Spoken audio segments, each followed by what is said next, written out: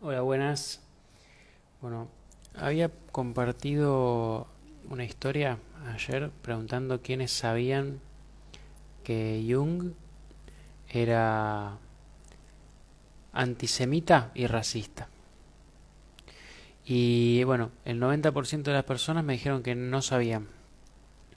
Así que me parece que es importante esto compartirlo, comunicarlo.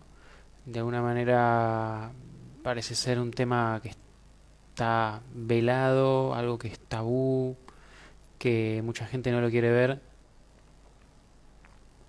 Incluso hay gente que sabía de esto y me dice, no, bueno, pero eso es relativo, lo que pasa es que es una cuestión de época, hay que entender el contexto, hay interpretaciones para los dos lados, bla, bla, bla.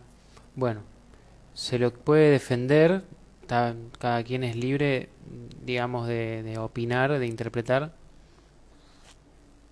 Yo lo que quiero es leer un artículo. Acá encontré un artículo, lo voy a estar leyendo como traduciéndolo en simultáneo, ¿sí?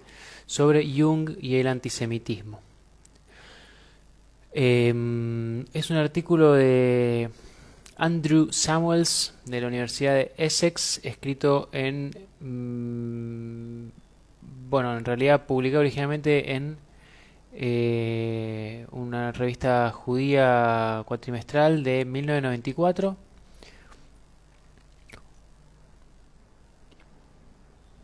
Y bueno, lo que dice es lo siguiente. Lo que dice Andrew Samuels, ¿sí? Hay otros libros que encontré, hay uno de eh, Richard Knoll, creo que es Knoll, que se llama El Cristo Ario, y habla de Jung y el antisemitismo extensamente. No leí el libro, estuve viendo unas entrevistas que le hacían al tipo, pero voy a leer este artículo de Andrew Samuels. Sepan disculpar los errores de ortografía porque voy a estar traduciendo en simultáneo, ¿sí? Dice, las actividades de Jung y las ideas y sus ideas han sido sujetas a críticas intensas desde los años 30 hasta el día de hoy. Pero no ha carecido de gente que lo defiende ardientemente. Esta defensa, por lo general, tomó la forma de un testimonio de la ausencia del antisemitismo en su trato con colegas judíos. Jung, se afirma, era particularmente generoso en apoyar a sus colegas cuando experimentaban dificultades prácticas durante los años 30 debido a sus orígenes judíos. Como analista, Jung aparentemente era adepto a poner a los pacientes en contacto con sus antecedentes étnicos y religiosos. Digamos, el corte con dichos lazos generaba, digamos, drenajes psicológicos muy comunes y problemáticos eh, para muchos sofisticados judíos europeos. De manera que, desde el punto de vista de su teoría y aliviar sus tensiones, Jung, el trabajo de Jung hasta se podría considerar prosemita.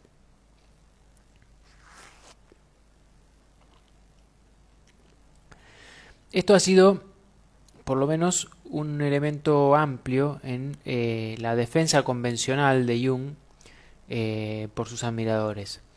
De todas maneras, antes de llegar a alguna conclusión respecto a su defensa, es necesario observar datos históricos relevantes. A ver si puedo poner acá que esto tiene un título. Me parece que no lo... Bueno, no sé, la gente que entre se va a ir dando cuenta de lo que estoy hablando. Lo que dice es que en 1933 Jung asumió la presidencia de la Sociedad Médica para la Psicoterapia, que era un cuerpo profesional con miembros de muchos países, pero primariamente basado en Alemania y tomado bajo el control nazi ya para ese entonces. Jung sostenía que él tomó este puesto expresamente para defender los derechos de los psicoterapeutas judíos y que alteró la constitución de la Sociedad Médica para la Psicoterapia de manera que fuera un organismo formalmente internacional. La membresía se debía a través de sociedades nacionales con una especial categoría para la membresía individual. Los judíos ya de por sí estaban, digamos, prohibidos de ser miembros en la sociedad alemana y por lo tanto solamente podían unirse como individuos.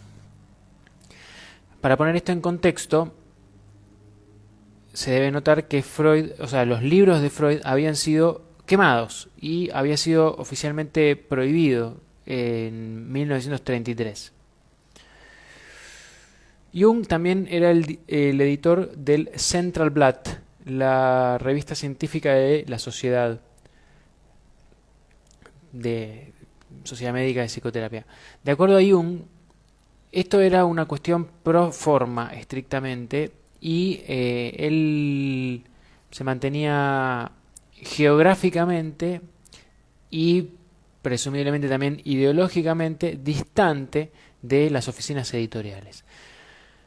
Mantuvo también que él no conocía las afirmaciones pro-nazi de los principios que estaban insertos en el Centralblatt por el profesor Goering, un primo del Reichsmarschall, que había sido presidente de la sociedad de la sección dominante alemana. La editorial propia de Jung, las propias editoriales de Jung y los artículos en el Centralblatt, extractos de los cuales vamos a encontrar citas más abajo, también han sido una razón por la cual ha sido acusado de pro-nazi o de ser simpatizante nazi durante este periodo. De acuerdo a Geoffrey Cox en Psicoterapia en el Tercer Reich, las ideas de Jung tenían aprobación oficial y por lo tanto, como resultado, los psicoterapeutas alemanes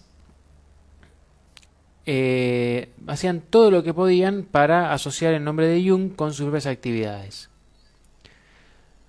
El trabajo de Jung era de hecho citado por los teóricos raciales alemanes y aparecía en las bibliografías nazis oficiales de ese periodo. En una entrevista en Radio Berlín en 1933, Jung afirmó: como dijo Hitler recientemente, el Führer debe ser capaz de estar solo y tener el coraje de ir por su propio camino. Pero, si no se conoce a sí mismo, ¿cómo podría liderar a otros? Así es como el verdadero líder, el Führer de nuevo, es siempre alguien que tiene el coraje de ser sí mismo y que puede ver no solo en los otros, que puede no solo mirar a los otros, sino también a mirarse a sí mismo, por sobre todo. Cada movimiento culmina orgánicamente en un líder que encarna en este ser de sentido y propósito de un movimiento popular.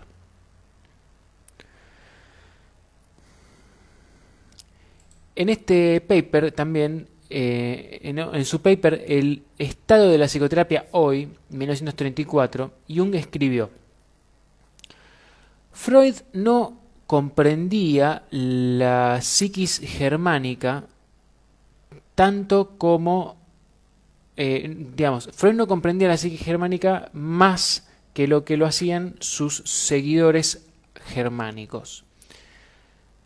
Tenía, dice, les ha enseñado aún mejor el formidable fenómeno del nacionalsocialismo.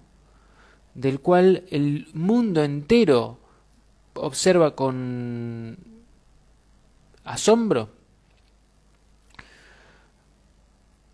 ¿Dónde está esa tensión sin paralelo y esa tensión y energía sin comparación que hasta ahora ningún nacionalsocialismo había existido? ¿Cómo dice? A ver, espera, porque esta es una pregunta medio larga. Where was that parallel tension and energy while as yet no national socialism existed? Como, claro, ¿dónde estaba esa tensión y esa energía sin comparación cuando todavía no existía el nacionalsocialismo? Profundamente enterrada en la psiquis alemana, en un pozo que es nada más que un tacho de basuras de deseos infantiles irrealizables y resentimientos familiares sin resolver. Para mí que está hablando bien del nazismo como un movimiento positivo.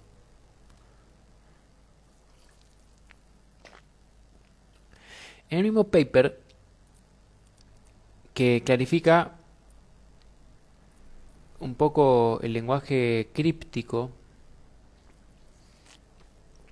Jung afirma acerca de los judíos que el inconsciente ario tiene un potencial superior que el judío. El judío que es, digamos, un nómade, nunca ha creado todavía una forma cultural por sí misma. Y como hasta donde podemos ver, nunca lo hará, ya que sus instintos y sus talentos requieren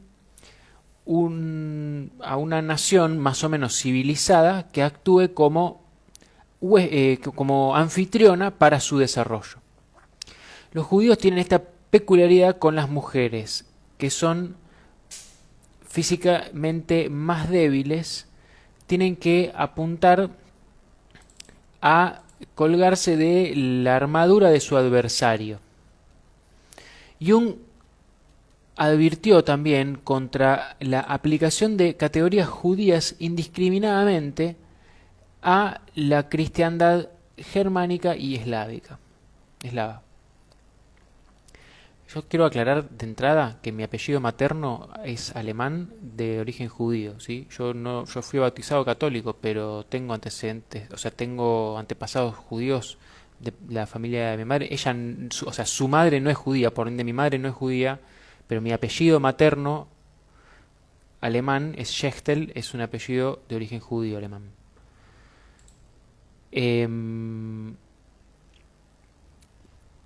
Sigo. Una observación similar ocurre en una nota al pie de los dos ensayos de psicología analítica publicados por primera vez en 1928 y vueltos a publicar en 1935. Es bastante imperdonable es bastante imperdonable equivocar, es un error imperdonable aceptar las conclusiones de una psicología judía como generalmente válida o válida en general. En una editorial de Central Blatt escribió que las diferencias que existen actualmente entre la psicología judía y alemana, que han sido largamente conocidas para cualquier persona inteligente, no deben pasarse por alto.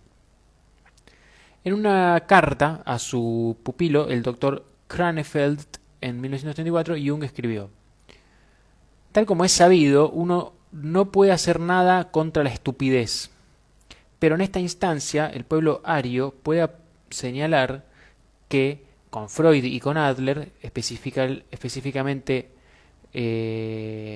puntos de vista judíos, han sido públicamente profesados. Y como podría ser, digamos, argumentado, hay puntos de vista en los que esencialmente se tiene un carácter esencialmente corrosivo. Si la proclamación de este gospel judío fuera aceptada por el gobierno, pues que lo sea. De otra manera, está también la posibilidad de que esto no sea aceptado por el gobierno. Bueno. Más temprano, en 1918, Jung había escrito que los judíos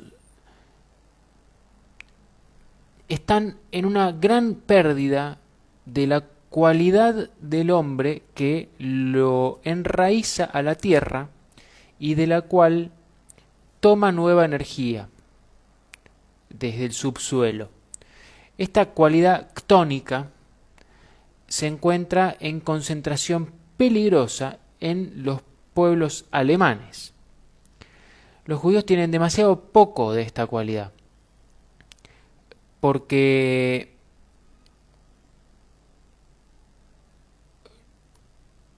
where has his own earth and the food?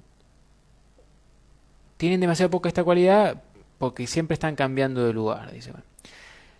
De todas maneras, en el Rejoinder to Dr. Bally, Jung dice: debo confesar que tengo una total inhabilidad para comprender por qué debería ser un crimen hablar de la psicología judía.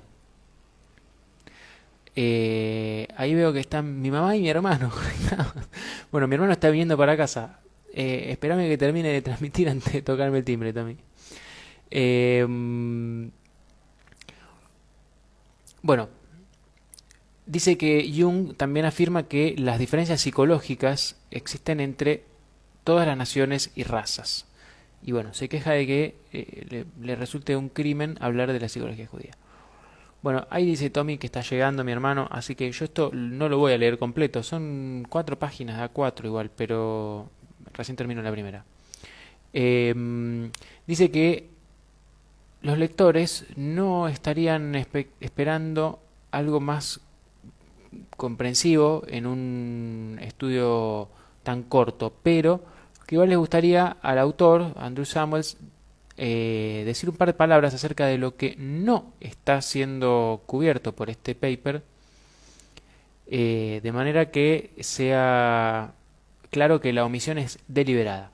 No se meterá con la psicobiografía, con los hechos de la vida interna y externa de Jung, sus sueños, su complejo paterno, sus cicatrices de la ruptura con Freud, su ambición, su problema con la sombra, su mentalidad burguesa suiza y demás.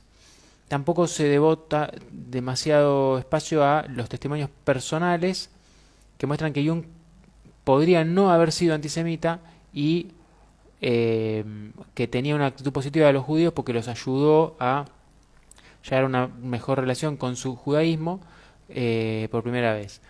Por un momento me preocupaba que estas omisiones, esto es la psicopatología junguiana, o sea, la psicopatología de Jung y la evidencia de la gente que lo conoció, ninguno de lo cual podría ser ignorado, sumara a un sentimiento de haber fracasado por parte del autor este.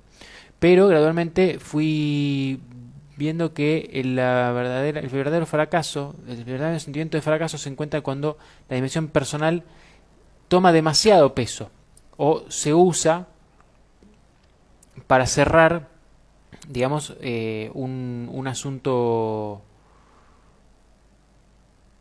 complicado como este de una vez por todas. Bueno.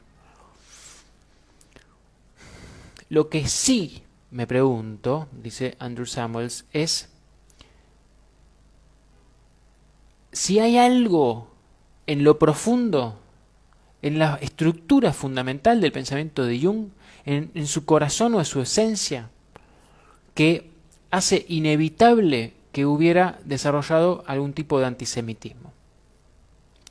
Cuando Jung escribe acerca de los judíos y la psicología judía, hay algo en su actitud en general, en su aproximación, que simplemente tenía que llevarlo a ser antisemita? ¿Hay algo de lo cual habría que preocuparse? Mi respuesta breve, en contradicción con lo que dicen muchos otros analistas junguianos, es que sí. Y mi esperanza es que explorar esta materia tan profundamente como sea posible podría traer algún tipo de reparación a este asunto.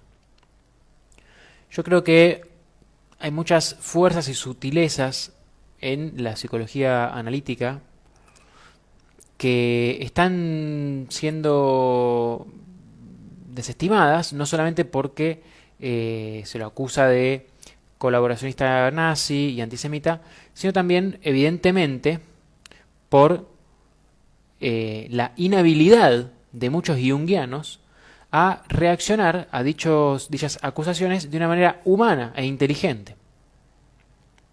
Esto permite que el establishment freudiano y el resto del mundo civilizado continúe ignorando la naturaleza pionera de las contribuciones de Jung y por lo tanto los trabajos de los analistas post-jungianos.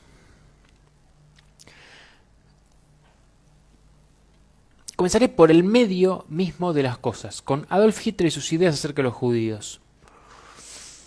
Es demasiado general y fácil ver en las teorías de Hitler acerca del judío un pensamiento puramente racista.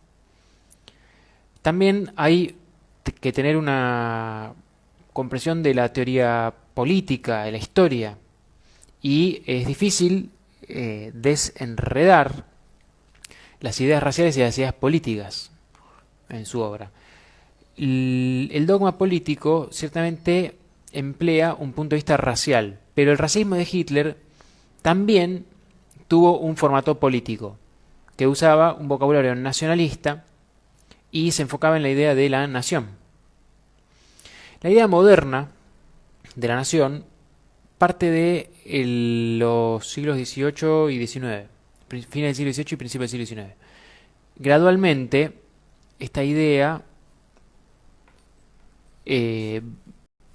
surge de un nacionalismo que era una posesión natural de todas las personas y de cada persona que pudiera participar en la vida cívica y política como parte de una nación. Como alianza política, como la alianza política no había sido determinada por la nacionalidad, la civilización tampoco había sido considerada como definida nacionalmente. Durante la Edad Media la civilización se definía de manera religiosa y en el Renacimiento y en el periodo del Iluminismo la cultura clásica de Grecia y Roma eran los puntos de partida. Cuando la civilización comenzó a ser definida en la base de la nacionalidad, se empezó a sentir por primera vez que los pueblos debían ser educados en su propia lengua madre y no en el lenguaje de otras civilizaciones. Los poetas y los escolares comenzaron a enfatizar el nacionalismo cultural. Reformaban los lenguajes nacionales, los elevaban al estatus literario y profundizaban en el pasado tradicional. El Estado-nación moderno, con su administración central facilitada por la rápida comunicación, es diferente de las formas previas de organización política.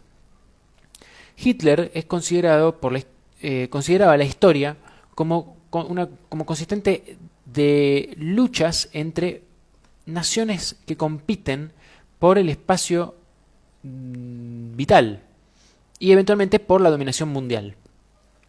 Los judíos, de acuerdo a Hitler, eran una nación y participaban en estas luchas, pero su lucha directa y en primera instancia era la dominación mundial.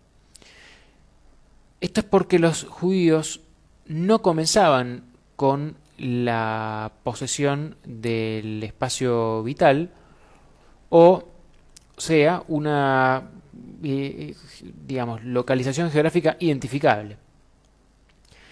Tenía que ser el mundo entero o nada. De hecho, para Hitler el nacionalismo de los judíos es en realidad denacionalismo, la bastardización de otras naciones. La nación judía alcanza su meta de dominación mundial denacionalizando los estados existentes desde adentro e imponiendo un carácter homogéneo judío en ellos a través de su capitalismo internacional y su comunismo igualmente internacional.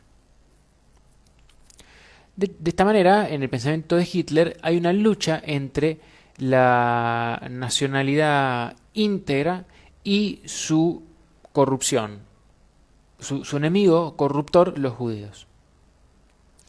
Jung también estaba interesado en la idea de la nación y hace innumerables referencias a la psicología de la nación y a la influencia de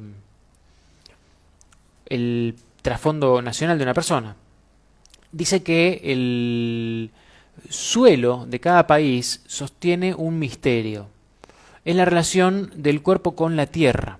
Por ejemplo, en 1918 Jung afirmó que las mediciones de las calaveras y las pelvis de la segunda generación de inmigrantes americanos se había vuelto indianizada. Y podía ser visto que incluso en semejante locura Jung no estaba pensando solamente en líneas raciales, dado que los inmigrantes de Europa y los indígenas americanos venían de distintas razas. No, vivir en América, vivir en el suelo americano, ser parte de la nación americana, esto era lo que ejercía un profundo efecto fisiológico y psicológico. La tierra extranjera ha asimilado al conquistador, dice Jung. Y su argumento no se basa en la raza, sino en la tierra y en la cultura como la matriz a partir de la cual evolucionamos. La tierra más la cultura igual la nación. Sin embargo, en el momento que introducimos la idea de la nación, la psicología profunda no solamente puede quedarse, no puede simplemente mantenerse, digamos, desentramada o sin contaminarse por los factores económicos, sociales, políticos e históricos. Dado que la nación es un constructo económico, social, político e histórico y uno relativamente moderno. Por ejemplo, la nación alemana, un fenómeno, como un fenómeno reconocidamente cultural y político, no existía antes del surgimiento de Prusia y al final del siglo XVIII. Si analizamos el nacionalismo alemán o cualquier otro nacionalismo, encontramos que hay mucho más involucrado en el énfasis, mucho más involucrado que el énfasis en la unidad geográfica. Encontramos que hay algún tipo de principio ético, o al menos expresión ética, y esto es generalmente considerado en términos comparativos y por lo general autoengrandecedores. Nuestros soldados son los más bravos, la cualidad de nuestra familia es la mejor, tenemos derechos especiales, tenemos responsabilidades especiales, tenemos una relación única con las fuerzas superiores, nuestra torta de manzana es la más rica, nuestro labio superior es el más fino, etc. En otras palabras, el nacionalismo siempre involucra una forma de expresión psicológica y autocaracterización. Y por lo tanto, el nacionalismo requiere el servicio de los psicólogos. Es mi contención que en el nacionalismo encontró un psicólogo en Carl Gustav Jung. Pero, en su rol como psicólogo de la nación, en su rol como psicólogo de la nacionalidad, su rol como un psicólogo que se presta su autoridad al nacionalismo, el panpsiquismo el panpsiquismo de Jung, en sus propias palabras, traía revueltas. Esto se refiere a la tendencia de ver en los eventos externos en términos de dinámicas internas. Y llevaba a Jung a sostener que la nación es un concepto personificado que se corresponde con la realidad no solamente, solamente en una variación específica de la naturaleza de la psique individual. Voy a leer de esto de vuelta. Esto se refiere a la tendencia de ver en los eventos exteriores en términos de dinámicas interiores y llevaba a Jung a sostener que la nación es un concepto personificado que se corresponde en la realidad solamente a un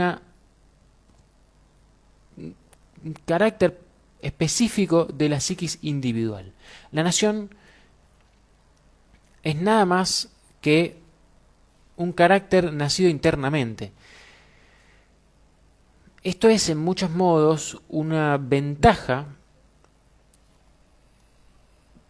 que ha sido impresa en el carácter nacional inglés desde la cuna. Puedes viajar a los países más olvidados donde nadie te preguntará ¿sos extranjero? Y te van a decir no, soy inglés. ¿Qué se refiere a que el imperialismo inglés? Bueno, no sé. A pesar del humor, no hay evidencia de que la aproximación de Jung al concepto de nación sea fundamentalmente metafórica o mitológica. Permítame tomar algunas conclusiones de lo expuesto recientemente. Primero, un aspecto crucial del pensamiento de Hitler es que él creía que los judíos representan una amenaza a la lucha inevitable e incluso saludable de las diferentes naciones por la dominación mundial. Segundo, la visión de Jung es que cada nación tiene una psicología diferente, identificable y nacional. Esto es, de alguna manera misteriosa, un factor innato. A primera vista, juxtaponer estos dos puntos de vista puede parecer inocuo o puede no tener sentido, parecer que no tiene sentido o incluso puede parecer de mal gusto. Ciertamente no es mi intención hacer una comparación directa entre Hitler y Jung, pero si exploramos el lugar que los judíos ocupan en la ecología mental de Jung, encontraremos dónde están situados en su visión del mundo. Por ende, esta juxtaposición entre dos puntos de vista toma una profundidad mucho más significativa. Dado que mi objetivo es ver si hay alguna esencia en el pensamiento de Jung, cualquier cosa que esté en la estructura subyacente y en sus suposiciones,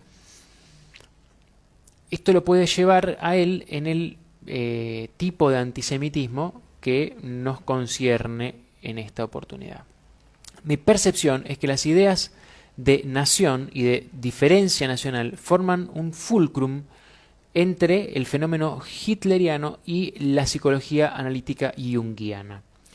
Dado que, como un psicólogo de naciones, Jung también podría sentirse amenazado por los judíos, esta así llamada nación sin una tierra. Jung también podría sentirse amenazado por los judíos, esta extraña nación con formas culturales, sin formas culturales, esto es, sin formas culturales nacionales de su propiedad, y por ende, en las palabras de Jung de 1933, que citamos antes, que requieren una nación anfitriona. Lo que amenaza a Jung en particular puede ser iluminado mediante una inquisición cercana a lo que él que quiso decir cuando escribió, y como lo hizo con frecuencia, sobre la psicología judía. Vemos que su uso del término es dramáticamente inconsistente. Hay ¿qué dice?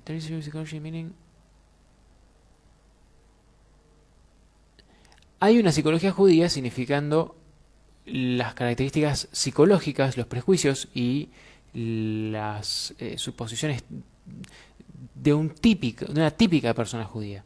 Jung sostiene que todos son afectados por su trasfondo y esto afecta a todo tipo de prejuicios y suposiciones. Cada niño sabe que las diferencias existen.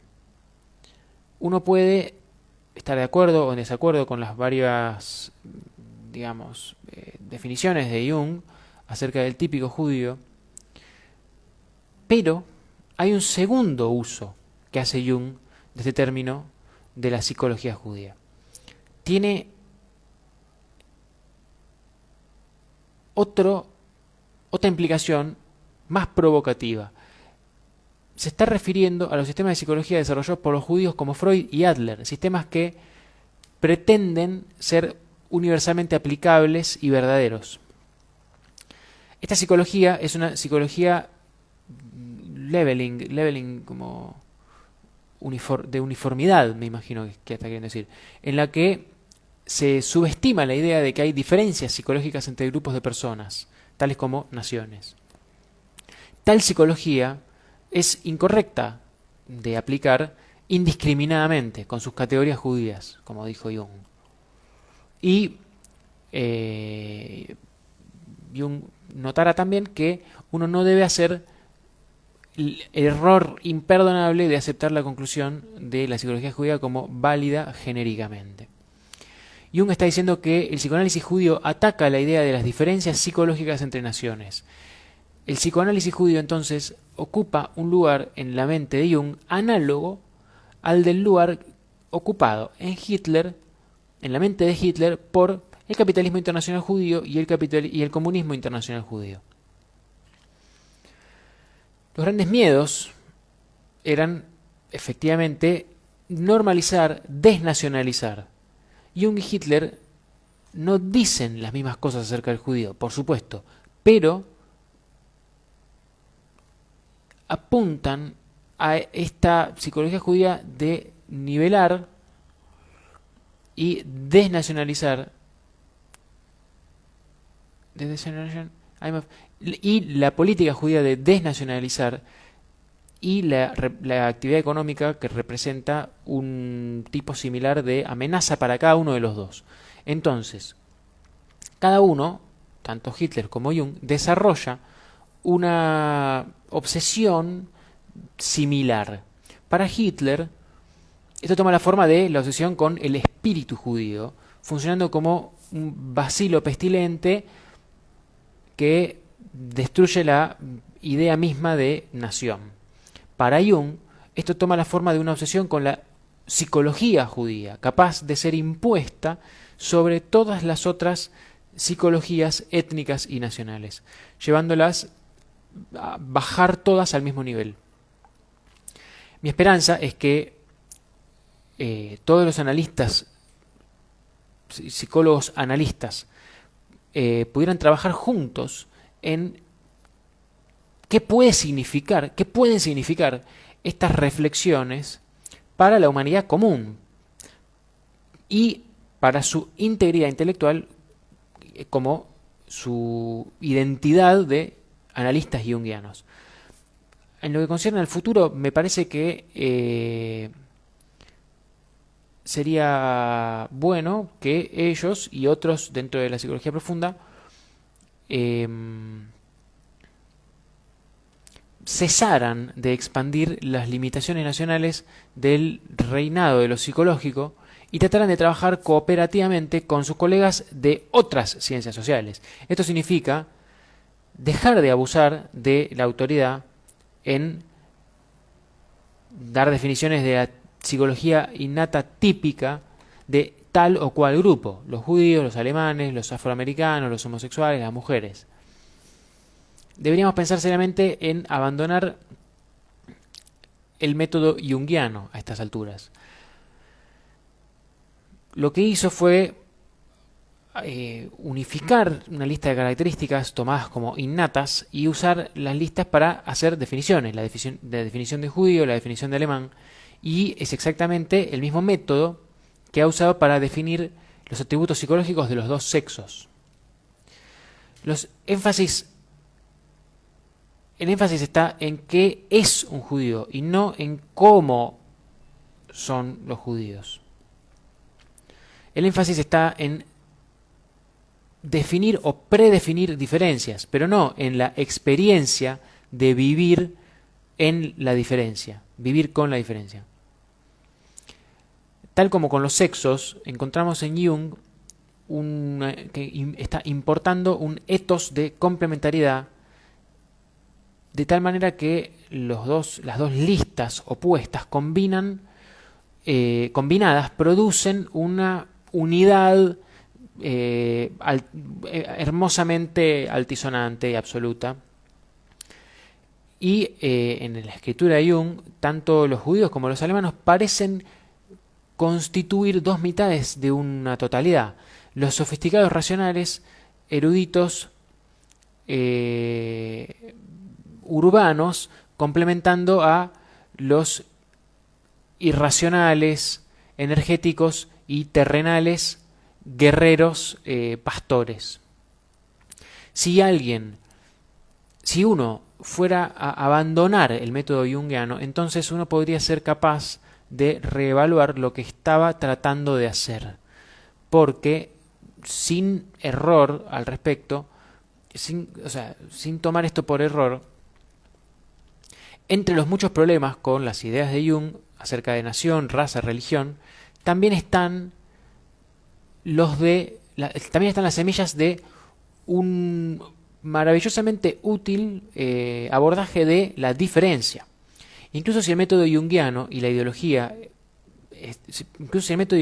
junguiana están bajo sospecha, su intuición de la importancia de explorar la diferencia se mantiene intacta. Podemos preservar una conexión a la intuición de Jung acerca de la importancia de la diferencia, pero sin dejar atrás la excesiva dependencia en la complementariedad.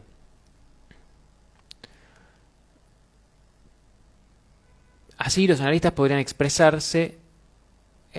podrían aliarse explícitamente a los así llamados grupos marginales o minorías. Así podrían contribuir su limitada pero profunda experiencia a el logro de las metas de dichos grupos. Lo único que los analistas son buenos para hacer es a llevar a las personas a experienciar y expresar conscientemente lo que implícitamente saben, pero que todavía no se han permitido pensar o sentir. Los analistas pueden emplear sus habilidades en su capacidad para trabajar con lo inexpresable en una exploración de lo psicológico, de la experiencia psicológica de ser judío, alemán, afroamericano, homosexual, mujer u hombre. Esto podría asistir en dejar atrás los estereotipos defensivos impuestos por una cultura dominante que se ve amenazada por la diferencia. Así, mientras prueban la naturaleza de la diferencia en sí. Es un trabajo verdaderamente subversivo, rompiendo la prohibición moderna de discutir la diferencia racial y nacional. Pero debe ser hecho. Es crucial que lo que se diferencie, es crucial que lo que diferencia aquí entre naciones o entre razas o entre clases o entre sexos no esté predefinido. El analista no es una autoridad o un maestro que a priori tiene el conocimiento de las implicaciones psicológicas del trasfondo étnico o cultural del paciente. Más bien es el analista un mediador que permite al paciente experimentar y expresar su propia diferencia. Tal analista puede reevaluar y apoyar el rechazo apasionado de Jung por la imposición de la psicología de un grupo sobre el del otro. Los junguianos deben hacer algunas reparaciones, pero también tienen mucho para ofrecer.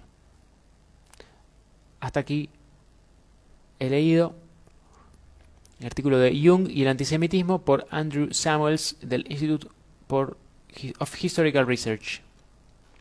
Si les interesa, léanlo, investiguen el tema. Me parece que hay mucho para hablar sobre esto.